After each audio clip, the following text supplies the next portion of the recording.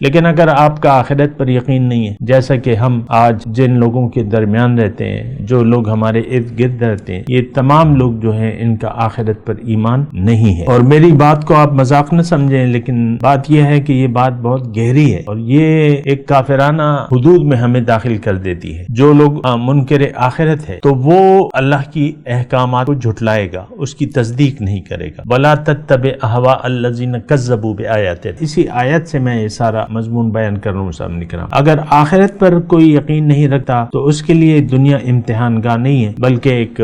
مزے اٹھانے کی جگہ ہے، عیاشی کرنے کی جگہ ہے، مزے اٹھا لو، بس زندگی کم ہے، کھا لو پی لو جی لو۔ عام طور پہ تو یہ لوگ تو یہی کہتے ہیں نا سامنے کرام، لیکن یہ بات غلط ہے اور یہ بہت بڑا، میں کہتا ہوں کہ میں اس کو کیا الفاظ استعمال کروں، دھوکہ کہہ لوں یا غلط فہمی کہہ لوں، تو بات یہ ہے کہ یہ بہت بڑی ایک غلط فہمی ہے، بہت بڑی غلط، ایک چھوٹی غلط فہمی ہوتی ہے، ایک بہت بڑی غلط فہمی۔ ایک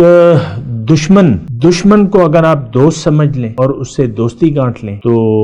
پھر تو آپ گئے، ختم ہو گئے، وہ دشمن آپ کا اصلی دشمن ہے۔ اللہ کے رسول نے فرمایا ہے کہ اعدى عدوك نفسك الذي بين جنبيك، تمہارا دشمن نمبر 1 تمہارا نفس ہے جو تمہارے پہلو کے اندر ہے۔ اب وہ نفس آپ دیکھ لیں کہ ہم نے تو اس سے دوستی گانٹ لی ہے اور اسی کی رائے پر ہم زندگی گزارنا چاہتے ہیں، اور آپ دیکھ لیں ہم میں سے ہر شخص نے میں کی رٹ لگائی بھی ہے، میں